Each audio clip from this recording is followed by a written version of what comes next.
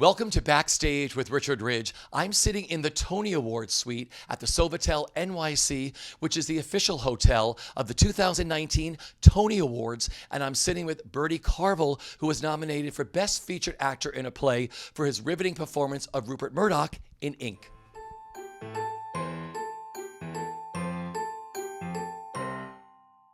Well, first of all, thank you for joining me today here. Thank you for having me. Right, what a gorgeous day. It's beautiful. Yeah. I love New York. I've been made to feel very at home because it's been raining a lot recently. So Yeah. I like to think that's all part of the welcome. What are you enjoying the most, like being back here, like working in the theater community, working on Broadway, and just like being here back in New York? It's, I like how seriously you take the theatre. That sort of feels good. Yeah. And it's an amazing privilege to come and work in another city and have the other thing I think New York is really good at is welcome. There's a kind of front-footed, full-throated welcome. Yeah. Which isn't to say Londoners aren't welcoming, but I don't think I've ever heard anyone say welcome to London. It's just it's an implied welcome. Whereas here, there's a real sense of like, you're here now. Yeah. Well done, you got here. And I like that. I think it's good for a sense of confidence and a sense of kind of, okay, what am I going to do today? So then your next question is, what have you done today? I mean, that's where I fall down. I'm like, God, I'm in the greatest city in the world. What am I going to do? Luckily, it's a busy time of year, so there isn't much time to do much sightseeing. But it can be overwhelming. I think the sense that I could do anything here. Yeah. You were mesmerizing as Rupert Murdoch in this beautiful production. Thank you. I think I told you that numerous times already, but It doesn't get tired. Yeah. Keep on telling. I love this play. It's a good play. Yeah. And I think James is really clever. His ability to kind of invite us to think about really serious topics with a light heart and with a, like, I don't know about you, but thinking seriously about things gets tiring. But thinking deeply about things with your shoulders back, I think, is a different thing. And he's inviting a conversation with things that I think really do need thinking about, but you have a good time doing it. And I don't know. I mean, that's an extraordinary gift. I think that about a lot of his work. So I'm very proud to be in it. So for people who don't know yet, how do you explain the journey this play takes? So it's 1969, and Rupert Murdoch buys the Sun newspaper, which is kind of a joke on Fleet Street. Fleet Street being the home of national print journalism in London. And all these newspapers are all produced on one street. The Sun is kind of a failing, starchy broadsheet, and Murdoch buys it with the idea of turning it into a populist tabloid. And he scents in the air a change in the national mood, coming out of this sort of, I suppose, liberal and I think libertarian, therefore, atmosphere of the 60s. He thinks people no longer want to be told what they should think by the patrician class. In this case, represented by Hugh Cudlip, who is the editor of the Mirror Group, who are left-wing newspaper men. Cudlip stands for the sort of socialist values of post-war Britain, and the great triumphs, in my view, of our national architecture, the National Health Service, the welfare state, all of these things that came out of a working class returning from the war and asking, what does the country have to offer me by way of a reward? And so all these things were built up, and this is all before the play starts, And so you have the status quo, which is working class people buying newspapers that tell them how they can better themselves. Murdoch sensed an opportunity to put people in the driving seat, and ask them what they want, and answer it. So he's all about choice, and that's something that I think he's espoused throughout his long career. But what's amazing about James's writing is that he's very unjudgmental about his subject, and he doesn't editorialize, or at least he's quite balanced about the editorial voices that you hear. So, you know, he'll. I was very keen when we started work on it that we should hear a passionate, full-throated, articulate argument for the values that underpin what Murdoch's trying to do at that point. And we do, and it's dynamic, and it's exciting, and it makes sense, and it does answer the national mood and all these things. So you know, one is not seeing a kind of thinly veiled analogy that somehow really speaks just to our time. I think he's walking a tightrope. He's really telling you the story of this moment in history, but using it to invite a conversation about what's going on now. Yeah. You inhabit everything you do. Like when I watch you up there, I no longer see Bertie. I saw Rupert Murdoch. Yeah. I love how you embody all the roles, like in Matilda and everything else you've done. So when you started working on this mammoth role, like how do you work without giving too much away? Is it all in the play? Do you do research? What do you do? Yeah, I do lots of research, Yeah. and but it is all in the play. Ultimately, you can research as much as you like, and if it's not there in the scene, then I think the key is the imagination, Yeah. and through whatever means are at hand or come to mind, one immerses oneself in the sense of the world of the play. It helps if they're real people, you know, there's lots of material out there, but ultimately you're trying to get to a point, I'm trying to get to a point where I feel comfortable that I've done all my homework and I can trust my instincts. And sometimes that's not doing any work. Sometimes it's thinking, I need to play against my tendency to overthink and overspeak and overanalyze, and learn the lines, turn up and just be. Usually one needs to know the answer, at least to the simple question, what are you trying to do here? Yeah. If you know the answer to that, you can just follow your nose. And a lot of our behavior is, I think what's useful about research and what's useful about all the work that one does around the role is that often what makes things interesting and humane and have the ring of truth are the involuntary, as it were, the kind of instinctual things that happen. So if on the one hand you have a very clear idea, you know your lines inside out, you've thought about them enough that you know what possibilities might be available to you, but then you put your shoulders back, and if I compared it to athletics, you know, if I suppose there are very scientific athletes, aren't there, who have analysed every part of their gait and they've worked on every bit of muscle tone. But the really beautiful athletes are the ones who somehow seem to be most alive when they're running or jumping or whatever it is. And that's because all of that work gets left behind on the start line. And what then happens is they just sort of come to life. And so I think one strives to just be, to sort of be alive, to be relaxed. And for me, you know, getting relaxed means knowing I've sort of thought deeply about it, looked deeply, and but a lot of it's ego, to be honest. I think a lot of the kind of work that I do, I like to think I add value, but that's a lot to do with my ego. I want to think that I really don't like, I'm not very comfortable sort of turning up in someone else's vision and just doing my bit, saying my lines and going away. And largely that's because I want to feel that, you know, were it not for me, it wouldn't be as good.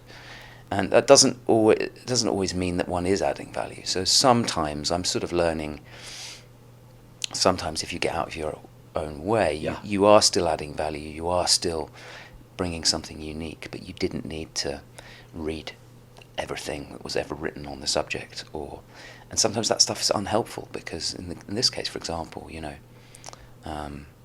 if I were too bogged down in thinking about the objective reality of Rupert Murdoch over there, the man that I see, the way his cadences of speech and so on, doesn't necessarily marry exactly to the play that James has written. And James is trying to do something quite interesting, which is take history, but he puts it into the realm of drama and imagination and what if, because what he's really doing is asking us to ask a question: what if? Yeah. Where are we now? And it's a much more delicate area, I think. And so sometimes the objective fact is not useful. Yeah. You just have to let it go, and there's something more exciting to watch. Or at the same time, there's a responsibility to the truth, and whatever that means, and how you define that. So I don't know. One's kind of like, at the end of the day, there's the bit of me that knows I'm basically quite a good actor, I think, is the one that I have a grin in my soul when we're working on this stuff. Yeah. Because I have a personal sense, a taste, and it is just taste, but for what's interesting. And you're basically just following that. And all of the rest of it is about giving yourself the best chance of, the best range of opportunities and options. So you've got choices like pulling a massive rail of clothes. So you go, oh wow, I can choose from all of those. Yeah. But at the end of the day, some instinct goes, no, you're peeling stuff away. And sometimes you only need to be confronted with one thing, and you're like, yep, that's right. That's I it. just came from a fitting this morning, and I'm sure if they'd put half as many suits in front of me, it would have. I know it would have saved a lot of time. Because actually, you kind of go straight to it's probably that and then go there and go round the houses, and I'm very indecisive. And another thing about the stage is that you can't be indecisive, which is great. You have to be committed, and as someone who in life is the opposite, it's extremely that kind of shoulders back feeling comes from just going, okay, we're going there, let's do it 1,000%, and maybe that speaks to what you're talking about Sure. the kind of like scale of. I better shut up now. You are working with one of the finest directors, a visual director and an actor's director. Talk about working with Rupert Gould. He's a real showman, and I love it. I feel comfortable knowing that I think I love his work, and so it's just great being in playgrounds with people who like the same games as you. And he's very extremely relaxed. Creates a very relaxed rehearsal room. When we started work on the play, I remember we read the play, as one often does, and then he said, okay, let's split into 4 groups and tell me what's wrong with the play. It speaks to James's confidence as well that was okay. But this isn't coming from a point of view of let's criticize. It's about the relaxation of going, everybody here has something to contribute, and actually, there wasn't then a long list of what he was trying to get at is you bring your stuff here. And what else to say? We worked. I don't think there was a single day until maybe the last 2 previews at the Almeida when the play didn't change radically overnight. And again, I think that speaks to James's confidence as a writer, his ability to work and work and work at it, and it speaks to Rupert's relaxation. And another director would have wanted close to a final draft before going into rehearsals, so that then rehearsals would be about polishing that product. Not here. It was like making a new musical, Yeah. you know, and Rupert's changing, able to hold staging ideas very much in a work in progress form until an extremely late stage in the day. I think because of a huge confidence that the team that he's pulled together can do it like that, and a huge confidence in the actors too, which then allows actors to keep on experimenting. It's so Then- organic, this Well, show. I Yeah. should talk about the process here, because Yeah. you know, that's the process of kind of making it first time around, and then coming here, Yeah. you might expect, okay, we've done it, we did that tailoring process, then we put it on in the West End, and we came here, and just, you know what it is, and it's a question of really just delivering that. And no, he was just as relaxed, open, Yeah. Catholic, in the sense of, you know, everybody come in together. As before, and I find that really, really impressive. A lot of people talk about ensemble and collective, and you know, most of the good artists in the theatre know that it has to be that way. But there are also those who put their money where their mouth is when it comes to, you know, creating that kind of environment, and he's one of them. So. Well, it was great because I remember opening night, I think he told me it was like starting all over again with this whole new company here. Like, you had done your show in London, and like sharing the stage with Johnny Lee Miller. What is that experience like? He's an animal. He's Yeah. like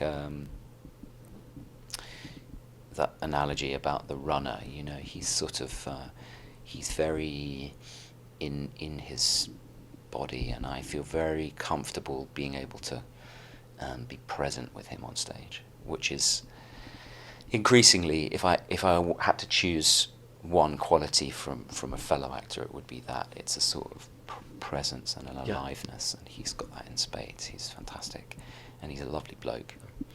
So I love working with him. This whole show has that feeling when you watch it. Everyone is so present. I mean you want to be in a show anyway. You want to be present, but there's this specific energy and ink. Everything about it. I mean, just like the eating scenes when you meet in the restaurant. I mean, it looks like you're actually. I know you're. What do you eat up there? What are you eating? I eat a steak. Well, I am actually eating. New York is not a cheap city to live in, so the opportunity to have my evening meal taken care of is great. My cholesterol level maybe I may have to go sort of lean more heavily on our National Health Service when I get home. But So it's steak every night, every performance. steak at every performance, Yeah. Richie. I can't. My vegan credentials are going to take a long time to recover. Not that they were in particularly good shape to start with, but you know, I'm taking note of the state of the climate emergency, and really, I'm part of the problem, I'm afraid. Just living on that set, it plays like a musical or an opera. There's this big mammoth piece. I mean, you look at the set and the costumes and the lighting. When you first found out how this was going to be done, like, what were your thoughts? Like, what went through your mind? Well, I mean, I've worked with Bunny before, and love her work, so there's sort of instant trust that it's going to be fantastic and fabulous. But to be honest, Rupert showed me a model very early on before we started rehearsals, and I looked at it, and it just seemed very dark, because I didn't see it. There was no back wall. There was amazing projections on the back wall. And I could see the levels, and I was like, oh, right, okay. So instantly you're like, okay, staging-wise, what kind of language does that put us in? And I, if I'm really honest, I was a little bit confused. I was like, okay, and then started thinking about other things. But the thing is, the way they work, I think it's genuinely about building. There are directors who are very good at giving the impression that everything's up for grabs. Yeah. But they've mapped. I've worked with some of them. They've thought about everything, and it's a process of getting. And it's not sort of getting you to get there, but essentially allowing you to discover that that's the way they want it to happen, and making that come alive. But I think with this team, it's genuinely a process of giving the most options. And what Bunny's created is a world that wherever you go, it gives you, it's redolent of a time and a place and a certain kind of energy. My father was a journalist, his father was a journalist, his father was a journalist, so I've been around those newsrooms, old-fashioned newsrooms, all my life. Then now they're all in pods with sort of, Macs or empty desks or whatever, hot desks. But until very recently, it really was like desks piled high with stuff. In this case, it's desks piled high with desks. But so she's created instantaneously a world that takes you there, but then given the maximum possible options. And then Rupert is brilliant at world building and brilliant at extending an invitation to a bunch of actors to go, okay, go and live in this space. And then he'll go, yeah, I like that, maybe. And then, I'm not saying he hasn't got it all in here too, but there's a real genuine invitation to see what happens. And I think that's baked into the set.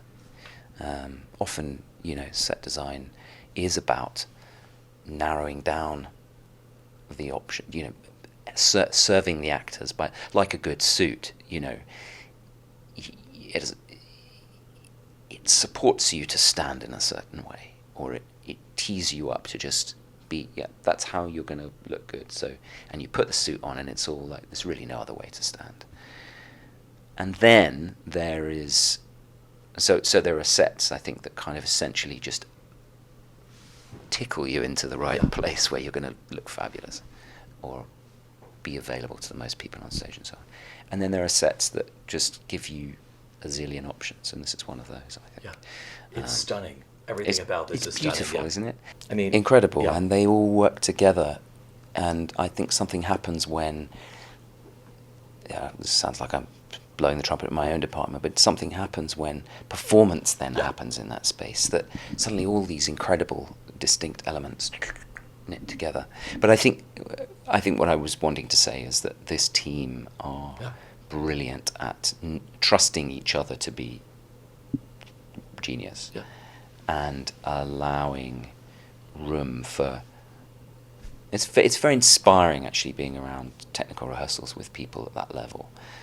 You know that everyone is brilliant at what they do, and I think it's an incredible, privilege actually to sort of be the kind of front man for that stuff. It's really amazing. We started talking about when you approach work. Do you approach a musical? I know you have to sing in a musical, but I mean, you sing in this too primarily because I mean, just the way the beats are and everything else. Is it all the same kind of work? That's a really interesting observation. I've often thought that acting is very musical for me, and even though I don't, I'm not on pitch in this, I do think it's like singing. I used to worry actually that, because you can fall into a trap of sort of tuning your performance and then singing it. People used to say that Gielgud would sing a role. I don't think there's anything wrong with that, as long as you're singing it from the heart and singing it with musicality and expression, and that you've decided that. But the trap is that you're somehow copying your performance from last night or from the press night or whenever it was you thought you did it best, and that is a trap, and it's one I have to be alert to, because I do think musically in terms of tempo, in terms of pitch, in terms of feel, in terms of rhythm, and all of these dynamics. That's why Somerset Maugham wrote a book I read once. He used to talk about euphony, the good sound, and that in a play, not all plays, but some more than others, and I think James falls into this bracket actually, the writer has, to a certain extent, heard the line, and there sort of is a right way to deliver it, and there might be 4 right ways, but I tap into that, rightly or wrongly. I don't think it's the only way to act, and I think that I also try to play against it. I try to surprise myself, try to, not get stuck. But it is very musical, and that's why I've been very happy doing musicals, actually, because actually my favorite thing about musicals is the underscore. I love, and I've done a couple of plays actually which have been underscored, and where there's an opportunity to be part of the conversation about what that underscore should be, and or at least to play with the tempo of the scene against or with the underscore. It's incredible, because that is subliminally controlling the audience's inner tempo and their kind of dynamic engagement with the material. And you can, in the same way as you can with another act, or the length of a pause, to some extent it's should be about concentration on what you're trying to do, but to some extent I think it's about a sense of how long the pause should be, or it's just like music. So yeah. Finally, if you could sum up the best part of the experience of working on ink, what's it for you? Wow.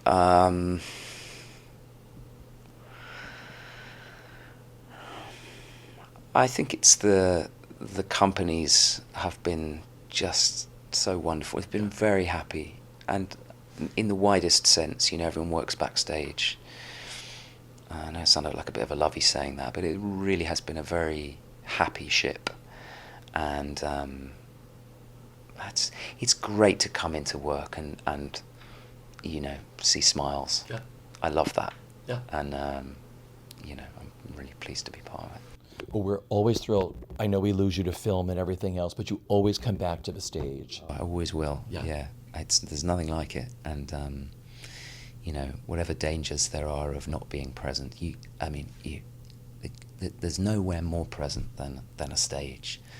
Everyone in that room has decided, until they decide not to, but has decided to be interested in that, and you have to just not let that down. It's an incredibly privilege, but it's so exhilarating, and it's so now, it's great. Well, it's electrifying to watch you do what you do, so I thank you. you very much, my friend. You. Thanks for dropping by.